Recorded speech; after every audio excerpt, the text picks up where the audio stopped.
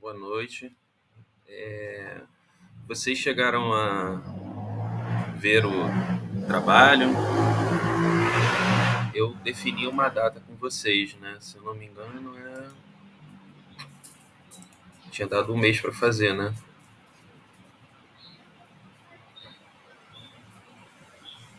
Alguém lembra a data de entrega? De cabeça eu não tenho agora. Se eu não me engano, foi dia 18. 18, né? Ah, tá, isso. Porque ia ser um mês, né?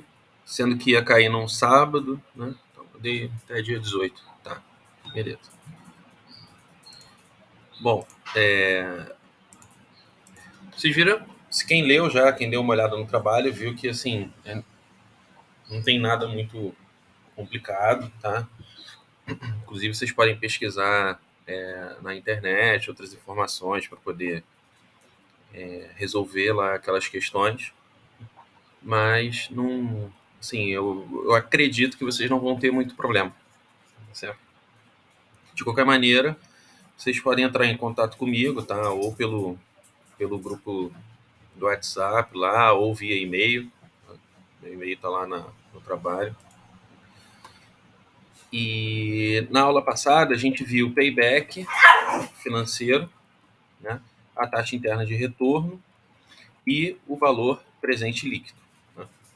E a gente terminou eu indicando para vocês um linkzinho no YouTube, onde vocês podem fazer o cálculo do payback, da TIR e do VPL no Excel, né? Como ele ensina a fazer os três, certo?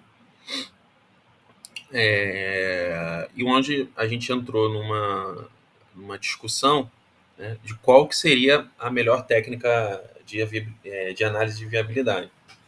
E, na verdade, para esse caso, né, esse tipo de análise, a gente não vai ter uma resposta para isso, né?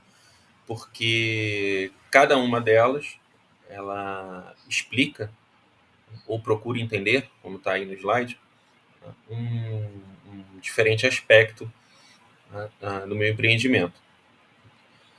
E hoje, a gente vai começar a falar de mercado financeiro.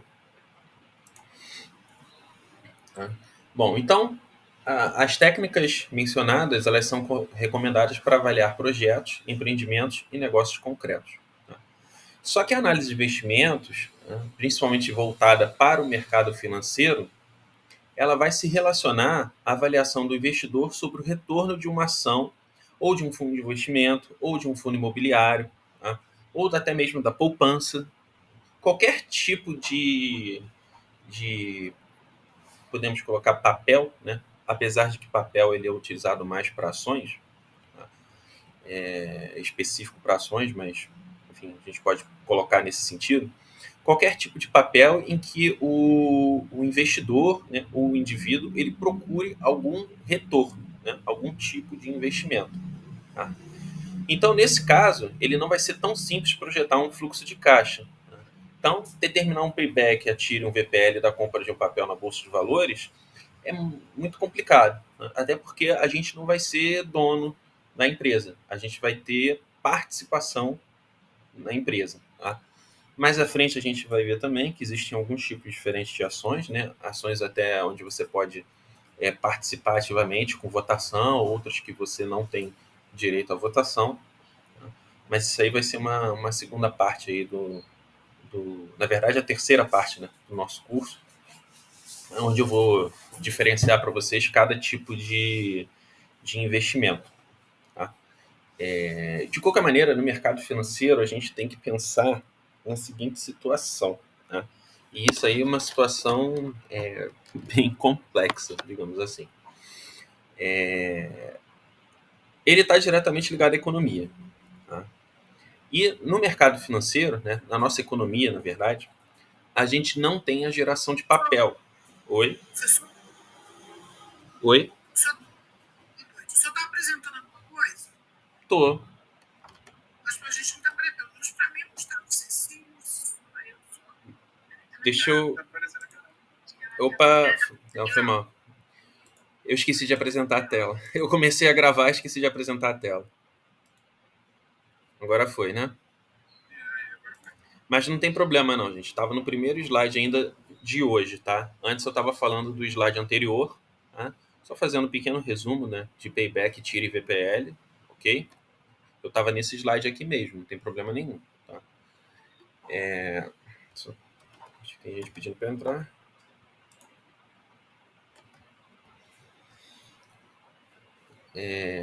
Bom, então tudo que eu falei aqui, né, em relação a payback, TIR, investimento, VPL, tá, e investimento, tem as suas diferenças, né? Como eu já tinha citado aqui, né? Payback, TIR e VPL é mais para empreendimento, né? Quando você quer fazer o seu fluxo de caixa, né? Saber os retornos do seu negócio, tá? Já para uma ação, um fundo de investimento, um fundo imobiliário, ou até mesmo as criptomoedas, né? Os bitcoins, ethereum e outros tipos de criptomoedas que existem aí, você procura ter um retorno, mas você não tem um investimento em si. Tá? Bom, nesse caso a gente não vai determinar payback, TIR e VPL. Tá? A gente vai olhar outros aspectos. Tá? A gente vai ver mais já no próximo slide, né? São as duas análises possíveis, né? Análise gráfica e análise fundamentalista. Mas antes eu queria propor aqui uma reflexão, né, onde mercado financeiro está diretamente ligado à economia. E na nossa economia, a gente não tem na verdade, em casos, né, alguns países fazem isso ainda, mas a gente não tem aqui no Brasil a impressão do papel. Né? Então a gente não imprime, né, as nossas notas de real. Tá? A gente não imprime porque isso leva a uma inflação, tá? A uma alta da inflação, muitas vezes desenfreada, né? Para quem viveu, lembra, né? Para quem não viveu, quando a gente tinha cruzeiro, cruzado novo, cruzeiro novo, né? A gente simplesmente, né, a economia, os ministros, né, eles cortavam os zeros do, do da moeda, né? Então o cruzado tinha um cruzado e depois veio o cruzado novo. O cruzado novo ele cortou 3 zeros, né? Então 1000 cruzados era um cruzado novo, né? Aí depois teve o cruzeiro novo, enfim, era uma inflação desenfreada que a gente tinha no Brasil, né? Então você muitas vezes ia comprar um produto de manhã e à tarde ele já tinha um valor diferente devido à inflação. Né? Então era muito volátil, né? Muito variável. Só que atualmente a gente não tem isso, então a gente tem, em tese, uma inflação controlada, apesar de que no último ano a inflação, né, estourou, né, foi muito alta, mesmo sem impressão de papel. Tá? Só que esse dinheiro, já que a gente não imprime papel, esse dinheiro, ele vamos colocar assim, bem entre aspas, ele é fixo. Né? Então a gente tem aquele volume de dinheiro dentro do país. Claro, vocês têm casos que vêm investimentos de fora, né? E aí você aumenta a circulação de moeda, né? Você aumenta o chamado risco país, né? Aí vocês têm também produto interno bruto, essas coisas. Mas a gente tem que pensar que a gente não tem impressão de papel, né? Impressão de moeda.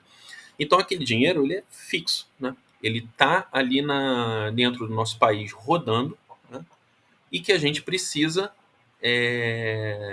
de alguma maneira, né, fazer com que esse dinheiro ele corra, né, dentro da economia. Né? Sempre com compra e venda de produtos, ou produção industrial, ou qualquer outro tipo de produção, pode ser agrícola também. E aí vocês têm que parar para pensar o seguinte: quando você tem uma ação, que você compra uma ação, que você tem um retorno de capital, um retorno financeiro, aquele dinheiro, aquele retorno, ele está saindo de algum lugar. Tá? Ele não está simplesmente, né, você compra uma ação por R$ 5 e ela se torna 7. Esses R$ 2, eles simplesmente ele não apareceu. Né? Ele saiu de algum lugar para poder ir para o valor dessa ação. Tá?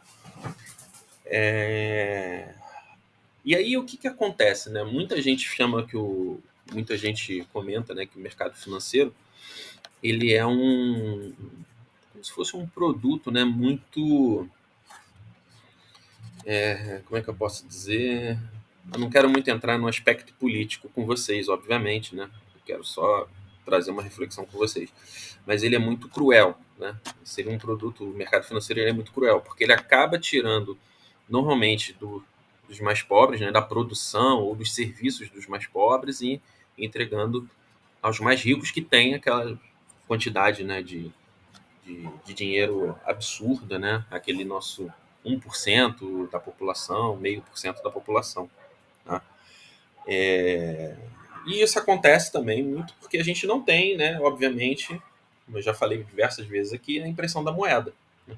Então, se a gente não tem impressão de moeda, se a gente tem um valor, né, fixo dentro do nosso país, dentro de um valor fixo de dinheiro dentro do nosso país, se a gente pega simplesmente a compra de uma ação, que é uma coisa que hoje em dia você faz, né, pelo computador, pelo celular, por um tablet, né, e você ganha um dinheiro ou perde, você está tirando, né, esse dinheiro de algum lugar. Se você está perdendo, enfim, eles estão.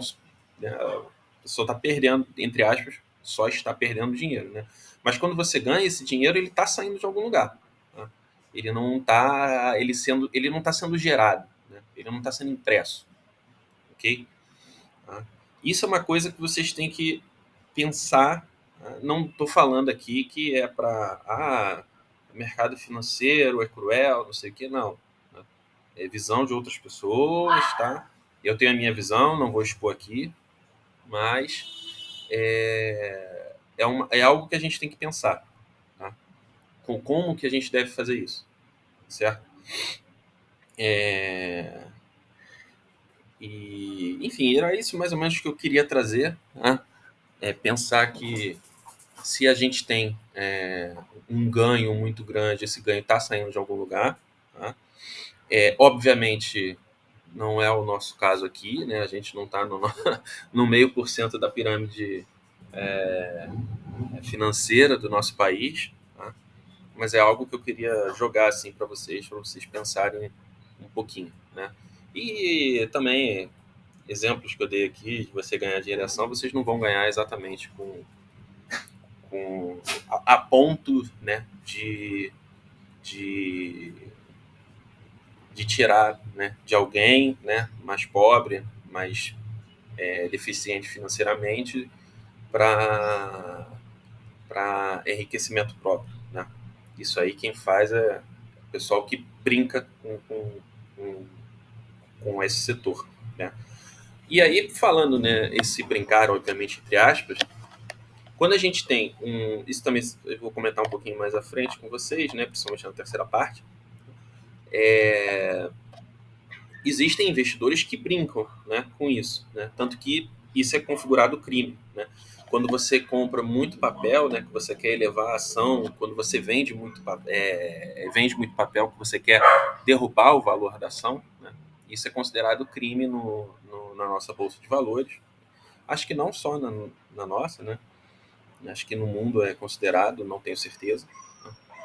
Mas se vocês pararem para pensar, é mais ou menos aquele filme, né, O Lobo de Wall Street. É mais ou menos isso que ele faz lá no o Leonardo DiCaprio faz lá na bolsa de valores lá de Wall Street, tá? Ele fica brincando com o fluxo de dinheiro de algumas ações ruins, ações boas, né? E com isso ele fica ganhando muito dinheiro de corretagem, né, em relação aos papéis. Bom, aí vamos para a parte prática. Então, no mercado financeiro, a gente tem dois tipos de análise. A análise fundamentalista, né, aquela que vai avaliar determinado investimento acionário com base nos fundamentos qualitativos e quantitativos da empresa, certo? E a gente tem a análise técnica, que seria a análise também chamada de gráfica ou grafista, tá?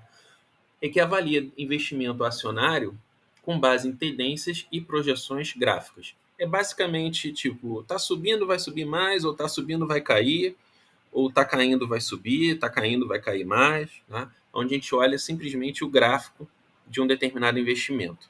Tá? Então, esses dois tipos de análises é que existem, tá, dentro do mercado financeiro e que, para quem tem, né, dinheiro investido em alguma coisa, né, quem tem um corretor ou até trabalha com isso já recebeu, né, ligação ou liga para as pessoas para poder falar muito de análise técnica, né, análise gráfica, e aí você faz aquelas análises com gráficos de caixa, né, que são chamados box plot, tá? E assim por diante. Tá? Existem algumas análises técnicas que são mais elaboradas, vamos colocar assim, né? E outras que são mais simplistas, certo?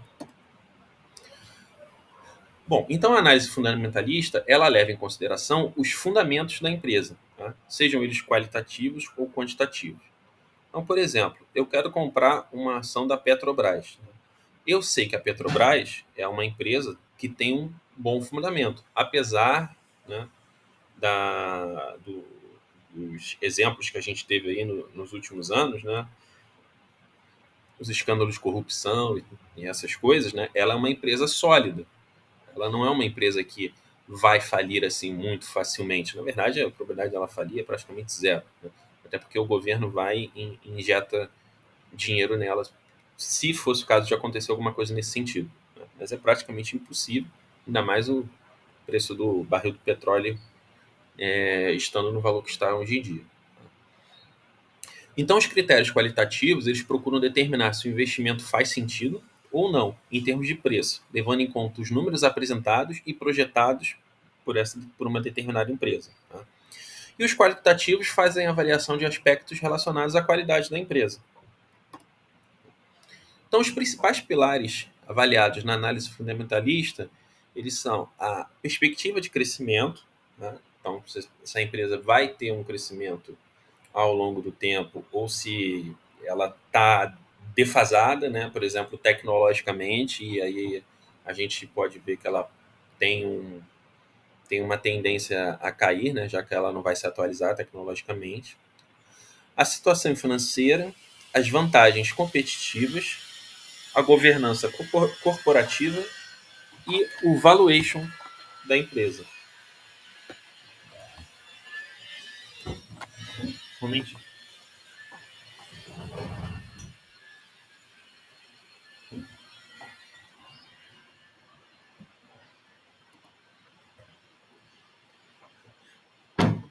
Bom, a perspectiva de crescimento, ele é o principal critério da análise fundamentalista. Tá? Então, toda empresa ela vai possuir três vias de crescimento, né? Que é o aumento do PIB, que é o Produto Interno Bruto, o crescimento no setor de atuação, se ela tem tendência, né? Se ela tem viabilidade para crescimento, tá? E o ganho de market share, que é o percentual de vendas no setor que é relacionada que é a cota dela no mercado. Tá? Então, analisando como uma determinada empresa da Bolsa de Valores está posicionada em cada uma dessas três vias de crescimento, é fundamental para que o investidor possa entender quais são as suas perspectivas futuras. Tá? Então, se a gente pensa na Petrobras, a gente pensa como uma empresa que a gente pode avaliar que vai ter um crescimento no setor de atuação. Tá? Por quê? Enfim, né, existem já royalties sendo pagos aí, né, de petróleo que ainda vai ser explorado. Né? Existe a camada do pré-sal que foi descoberta, tá? Com petróleo seria petróleo mais limpo, né? O melhor petróleo para se trabalhar, porque ele está em profundas camadas, tá? No, no fundo do mar, né? Bem abaixo do fundo do mar. Né? Então, a Petrobras ela é um exemplo de crescimento futuro, tá? De crescimento futuro, perdão, de que pode ter crescimento, né, no setor de atuação futuramente. Outra empresa que pode acontecer isso também é a Vale. Né? A Vale é uma empresa que ela tem uma grande cota do mercado, né? Ela provavelmente vai crescer muito, tá? Tem alguns problemas relacionados, tiveram, né, alguns problemas relacionados, como principalmente nas quedas de barragem, tá? Que a gente teve aí nos últimos anos, tá? Brumadinho e uma outra lá que eu não lembro. Tá? E vocês, para quem, né, acompanhou isso, viu que a Vale, principalmente no setor de mercado financeiro, tá? Ela se recuperou muito rápido. Então, a ação ela custava coisa de 50, 49, 50 reais. Tá? Quando houve a queda, né, da barragem, a ação chegou a um valor de 30, 29, 28. E em pouco tempo ela já estava retomando o valor, entre aspas, normal dela. Né? Então, quem teve a visão, né, de comprar, né, a ação quando teve essa queda no mercado, né, em relação a Brumadinho, né, realmente ganhou muito dinheiro. Tá? Mas isso aí entra também seria uma outra questão, né? Que a pessoa ganhou dinheiro com base numa tragédia, ou baseado, né, numa tragédia que aconteceu, né, com outras pessoas. Né? Mas, assim, para quem trabalha no mercado financeiro, foi uma excelente oportunidade, né, ter a Vale aí com um valor de 29, 30, sabendo que ela tem um espaço muito grande no mercado, que ela é uma empresa sólida, que ela é uma empresa que, numa análise fundamentalista, ela tem um retorno que vai ocorrer realmente ao longo do tempo, tá? Independente dos problemas que ela tenha no seu setor, certo? A outra questão é a situação financeira. Tá? E aí a gente tem alguns indicadores financeiros e de endividamento que auxiliam na avaliação da situação financeira dessas empresas. Tá? O primeiro é a dívida líquida dividido pelo EBITDA, tá? Que vai comparar a dívida líquida da empresa em relação ao seu EBITDA. O EBITDA são os lucros antes de juros, impostos, depreciação e amortização. Né? Basicamente, ele é o resultado operacional da empresa. Né? Então, ele é o lucro, mas que a gente não ainda reduziu, né, os valores, tá, de imposto, de amortização, de juros, essas coisas. A gente tem a dívida líquida da empresa, tá, sobre o seu patrimônio líquido, tá, onde a gente vai fazer essa comparação também, ou pode fazer essa comparação, tá, para saber a sua situação financeira. Tá? E a gente também pode dividir o passivo pelos ativos, tá, onde a gente vai comparar a proporção entre os passivos e os ativos da empresa. Certo? As vantagens competitivas, tá, são os destaques que determinadas empresas possuem e que colocam de alguma maneira à frente de seus concorrentes. Então, para a gente identificar essa vantagem competitiva, a gente precisa observar como uma empresa se comporta em relação às cinco forças de Porter, tá? Essas forças de Porter são o poder de negociação dos fornecedores, ameaça de produtos substitutos, rivalidade entre concorrentes, poder de negociação com os clientes e ameaça de entrada de novos concorrentes. Isso aqui já é uma coisa, tá, mais complicada da gente fazer, porque a gente precisa de dados muito, como eu posso dizer, muito não seriam fechados, né, o nome, mas seriam dados muito, não tem essa palavra, mas dados mais complicados de se obter, tá? Isso aí já seria uma coisa que você não conseguiria achar na internet com muita facilidade. Tá? Mas, por exemplo, se a gente quiser, no slide anterior, se a gente quiser saber a dívida líquida da Petrobras, ou da Vale, ou da SNA, tá? O EBITDA dessas duas, para poder fazer um cálculo, a gente consegue, é muito mais fácil. Né? Se a gente quiser comparar também a dívida líquida em relação ao seu patrimônio líquido, a gente também vai conseguir. Né? São informações mais fáceis que a gente conseguir encontrar na internet. Tá? Esse aqui já é mais complicado. Tá? Mas os slides anteriores, né, esses dois aqui, você vê a situação financeira e as perspectivas de crescimento, tá, das empresas, eles já te dão uma análise fundamentalista muito boa em relação ao ativo que você quer, ao papel que você quer investir.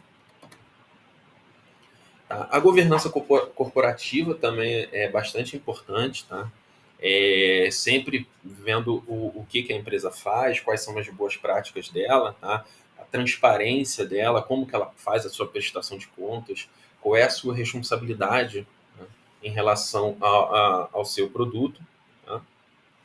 E, assim, na maior parte das vezes, né, as empresas com boa governança elas vão apresentar melhores resultados. E o valuation da empresa, tá? Que seria o valor da firma, o valor da empresa dentro do nosso contexto aqui da análise fundamentalista. Tá? Lembrando, tá, que isso a gente falou já na primeira aula, que preço é o que você paga para adquirir um produto, no caso aqui uma participação acionária, tá? E o valor é o que se leva ao adquirir a participação acionária. Por exemplo, acabei de falar agora, quando houve a queda da barragem, né, na Vale, o preço da bolsa caiu muito, né? O preço da ação da Vale caiu muito, certo? Então, quando você comprou uma ação, tá, numa baixa que teve daquele tipo, você estava pagando um preço menor do que o valor que ela tem em relação ao seu patrimônio, né? Em relação ao valor da empresa mesmo, né? O quanto a empresa vale, tá certo? Mesma coisa aconteceu com a Petrobras, tá, gente? A Petrobras, o papel da Petrobras já chegou a valer R$ 4. E aí é interessante a gente pensar que na análise gráfica, tá, quando a Petrobras estava valendo R$ 4, a projeção era ela cair a 2, chegar a R$ 2, certo? O que não aconteceu. Né? A Petrobras também não voltou com a mesma velocidade, tá, do que a Vale. Tá? A Vale voltou muito rápido, assim, foi coisa sei lá, 2, 3 meses já estava no. A Petrobras não. A Petrobras, depois dos escândalos todos que tiveram de corrupção, ela demorou um pouco para voltar a ter o seu valor real dentro do mercado financeiro. Tá? Hoje, o valor da Petrobras, se eu não me engano, está em torno de 25, entre 25 e 30, tá? Faz tempo que eu não vejo também, não lembro direito. Mas também era uma excelente oportunidade, tá, para quem tinha, né, capital de fazer o investimento, comprar uma ação da Petrobras a 4, 5, R$ 6. Tá? Assim, ao longo de 2, 3 anos, até menos, né, 2 anos, né, a Petrobras voltou para o seu valor real, né, o valor da ação real que ela tem no mercado em relação ao seu tamanho, né, de empresa. Tá? E existem indicadores também que vão auxiliar os investidores na avaliação do preço de uma participação acionária na bolsa. Tá? Então a gente vai fazer o preço dividido pelo lucro, tá? Onde a gente vai comparar o preço da ação na bolsa em relação ao seu lucro, tá? O preço dividido pelo seu patrimônio, seu valor patrimonial. Tá? Então ele vai comparar o preço da ação em relação ao seu valor patrimonial. Tá? E o nosso Enterprise Value, né, que é o valor da firma, dividido pelo seu EBITDA. EBITDA, como a gente já viu anteriormente, né, é o lucro da empresa antes de juros, impostos, tá? É o lucro bruto, né, como se fosse o lucro bruto da empresa. Tá? Então a gente pegar o valor da firma e dividir pelo seu lucro bruto. Tá? Esse é um outro indicador que a gente pode assegurar, né, ou utilizar como um valuation da empresa. Tá? E também esses valores aqui, essas variáveis aqui, né, essa construção desses indicadores não é algo muito difícil de se fazer, né? A gente consegue, pesquisando um pouquinho, esses valores das empresas na internet. Pode perguntar. EV? EV é aqui, ó, é o VP, é valor patrimonial. Rapidinho, gente, deixa eu só aumentar aqui que tá baixo. Opa. Não, tá no máximo. Então,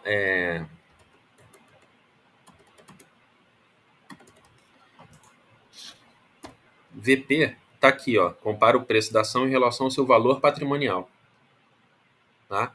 E o EV é o Enterprise Value, tá? Que é o valor da firma em relação ao seu EBITDA. EBITDA está no slide anterior, há 2 slides anteriores. Tá certo?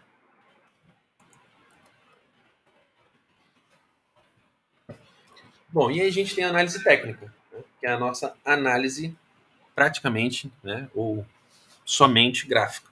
Tá? A análise técnica, ela não vai se preocupar em nada em relação aos critérios qualitativos, tá? E ela vai usar basicamente uma visão, tá? Um olhar gráfico, basicamente estatístico, tá? Ela não vai olhar nada qualitativo e muitas vezes não olha também quantitativo, apesar da análise gráfica a gente pode considerar em termos entre aspas quantitativo, né? Mas enfim. Ela é utilizada pelos traders, tá? O trader é quem compra e vende ação na bolsa. Tá? Um day trade é quem compra e vende uma ação na bolsa no mesmo dia, certo? Tá? Então, trader é quem compra e vende ação da bolsa, tá? E day trader é quem compra e vende ação na bolsa no mesmo dia. Então, eu peguei no dia de hoje é dia 23, eu comprei e vendi uma ação no mesmo dia. Isso é um day trader. Os traders é somente quem compra e vende ação na bolsa. Né? Existe essa diferença. Então, uma análise gráfica ela procura encontrar tendências de alta ou baixa nos preços para estruturar operações de compra e venda dos ativos. Né? Geralmente são operações de curto prazo. Qual é o problema da análise gráfica? Qual é o problema da análise técnica? Ela é uma operação especulativa. Tá? A gente trabalha muito com especulação. Tá?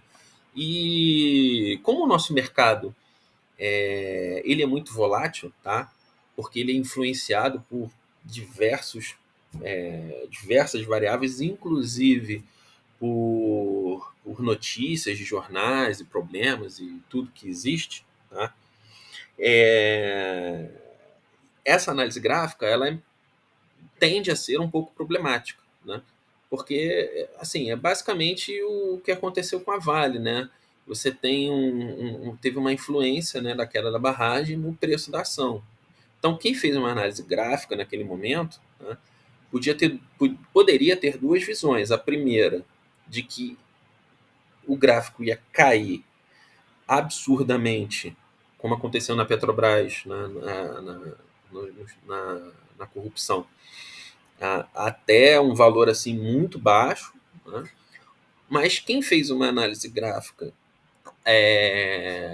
junto com uma análise fundamentalista, ele podia pensar, né, já que a Vale é uma empresa consolidada, né, tem, tem muito mercado, né, em relação ao seu trabalho e tudo, poderia pensar, né, em que aquele valor não ia se segurar muito tempo ali abaixo, né? Então, basicamente, uma análise técnica agregando uma análise fundamentalista, né, agregada a uma análise fundamentalista, ele é o melhor dos mundos. Né? O melhor dos mundos nesse caso. Pode dar errado? Pode. A gente está falando de um mercado que é extremamente volátil. Tá?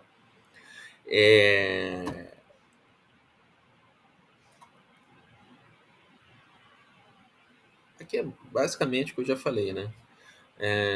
Em aulas anteriores. Né?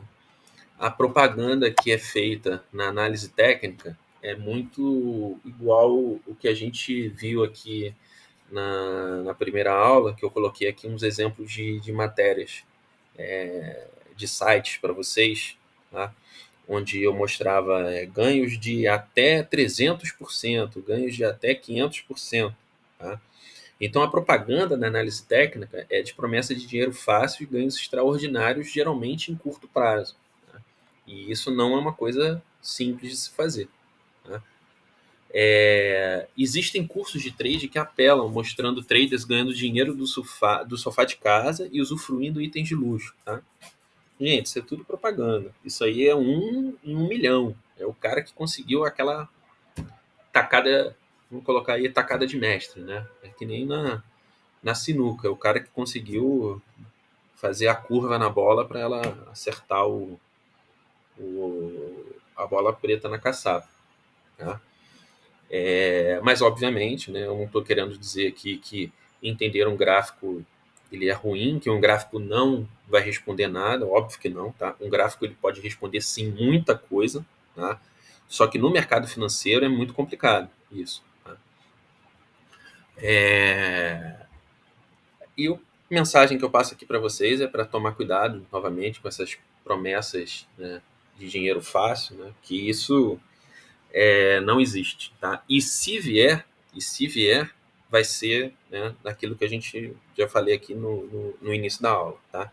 Vai ser tirado de alguém, tá, para ser colocado para vocês. A gente viu aqui exemplos também, né? Já comentamos aqui nas primeiras aulas, né? Essas pirâmides que ocorreram aí no, no ano passado, né? E que devem continuar ocorrendo esse ano, certo? Aonde o cara te oferece, né? Um investimento, você me dá 10 mil que eu vou te retornar 2 mil por mês, né? Aí o cara vai, de fato, ele te retorna. Nos primeiros 2, 3 meses ele vai te dar, mas depois ele não vai dar mais. Porque ele tem que pagar o outro cara que ele conseguiu trazer para essa pirâmide financeira. Né? Então tem que tomar muito cuidado com isso. Bom, então os tipos de trader que existe. Tá, o day trade eu já falei com vocês, tá? Que vai realizar operações diárias que se iniciam e finalizam dentro de um mesmo pregão na bolsa de valores, né? Dentro do mesmo dia. A gente tem o swing trade, tá? Que normalmente inicia e encerra suas operações em questões de dias ou poucas semanas. Então é aquele cara que quer um lucro rápido, mas não tão rápido, né? Ele quer ganhar, mas ele não quer ganhar em um dia. Ele quer ganhar em uma semana, tá? 2 semanas no máximo. E temos o position trade, tá? Que ele vai estruturar operações com longos prazos, tá? Então, esses longos prazos normalmente é na casa dos meses, tá? Podem ser até anos na empresa. Apesar de que, né, tem um outro nome aqui também para o Position Trade que a gente fala que eu esqueci agora aqui. Né? Apesar de que o Position Trade, né, você também tem que pensar um pouquinho se você vai de fato, né, querer segurar aquele dinheiro um determinado tempo. Tá? Quando a gente agrega a análise fundamentalista, análise técnica, né, a gente consegue ver isso de uma maneira mais clara. Por quê? Se a gente vai comprar uma ação da Petrobras por R$ 25, sendo que ela vale R$ 25, né, qual o ganho que a gente vai ter daqui a 10 anos? Se hoje ela vale de fato R$ 25, a gente vai ganhar, sim, sei lá, R$ 5, R$ 10 em cada ação. Tá? Então, é uma coisa que tem que ser pensada, né, estruturada, né? Não é uma coisa muito empírica, né? Tem que ser bem de cada um também. Tá? Bom, então normalmente, tá? Quanto mais longa a operação, menos especulativa ela vai ser. Tá? O position trader ele mescla a estratégia de trade com alguns aspectos da análise fundamentalista, tá? Como eu falei anteriormente. Quando a gente quer, por exemplo, vou comprar hoje a ação da Petrobras. Pô, a ação da Petrobras tá no preço, está valendo R$ 25. Só que assim, dependendo da quantidade que você comprar, daqui a 10 anos, não vai fazer muita diferença. Tá? Se você comprar, vamos supor que você comprou 1.000 ações da Petrobras. Tá? Você comprou 1.000 ações a R$ 25. Então, você investiu R$ 2.500 na Petrobras. Daqui a 10 anos, se essa ação valer R$ 50, vamos supor que ela tenha dobrado. Você ganhou R$ 2.500. Pô, beleza. Mas em 10 anos, quanto que a inflação não comeu disso? Né? Tem que pensar nisso também. Tá? Agora, um exemplo, né, que aí é uma coisa que pode realmente valer a pena, seria, por exemplo, a possibilidade de privatização de uma empresa estatal, né, que é o que se tem falado muito aí, por exemplo, no Banco, botei Banco do Brasil, mas é Banco do Brasil. Peraí. Vou consertar logo isso aqui.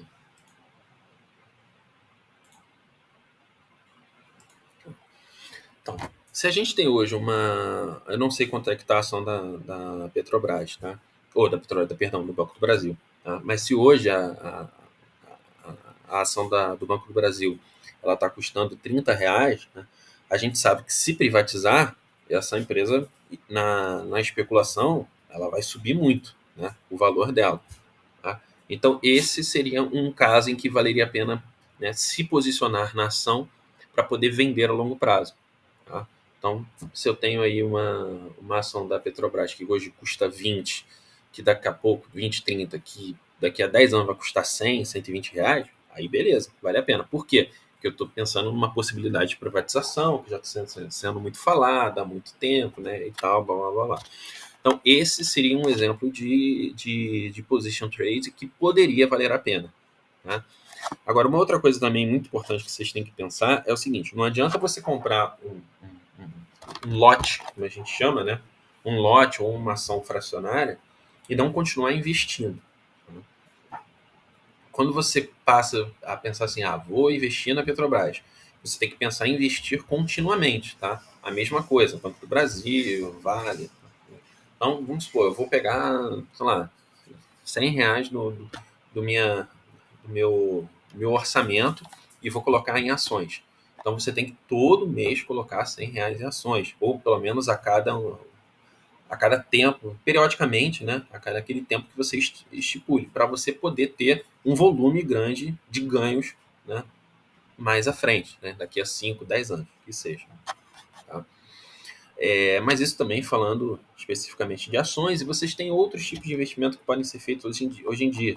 Né? Por exemplo, o próprio INSS, né? Ou uma previdência privada, né? Que de repente vai te pagar mais. Tá? Sempre pensando também nos riscos. Tá?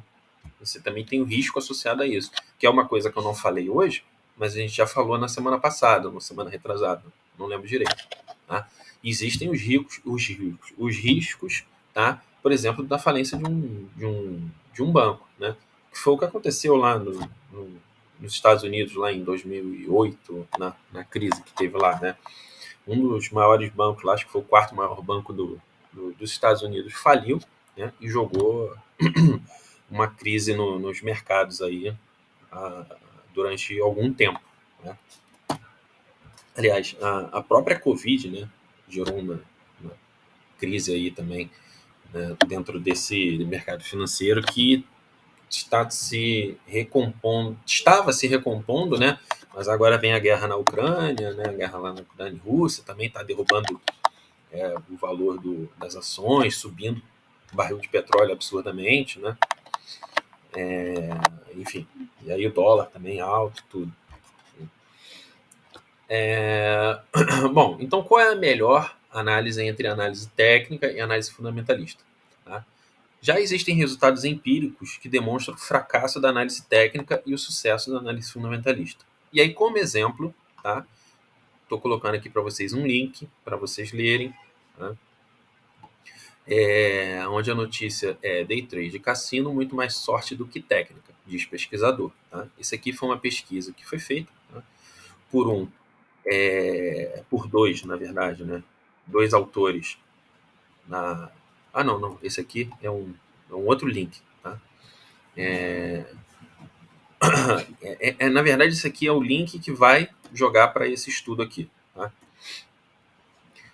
Então, esse aqui é o link, tá? Para vocês poderem ler aí, tá? onde vai mostrar que Day Trade é muito próximo do cassino, né?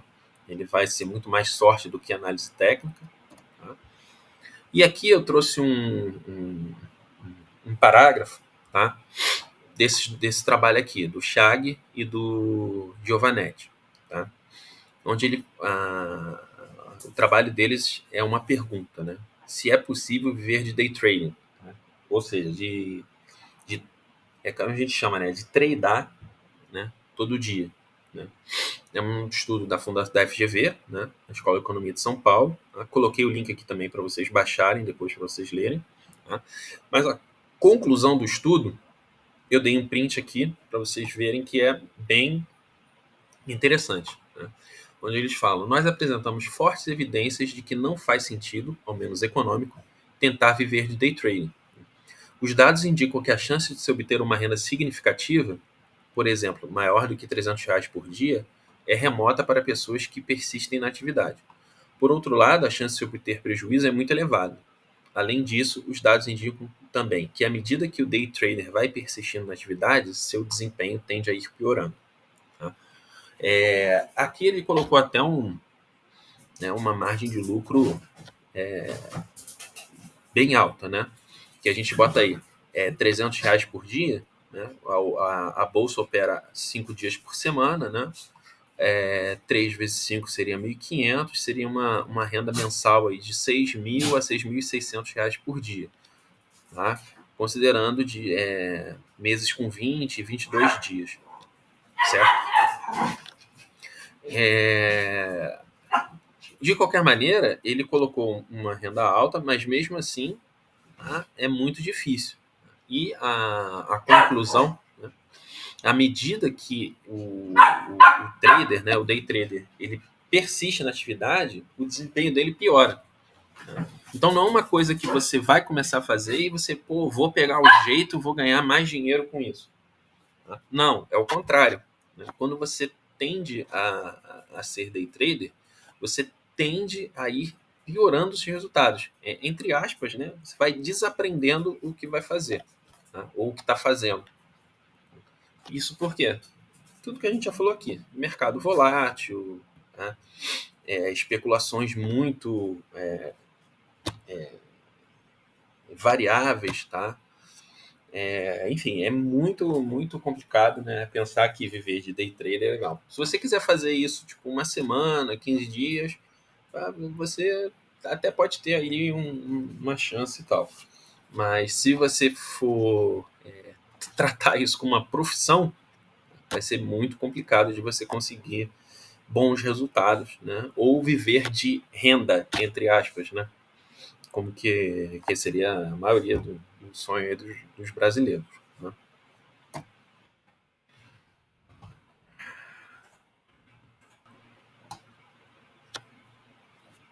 Bom, deixa eu dar uma parada. Antes, alguém quer perguntar alguma coisa? Vou dar uma parada aqui. Vou dar uma paradinha aqui, então, na gravação.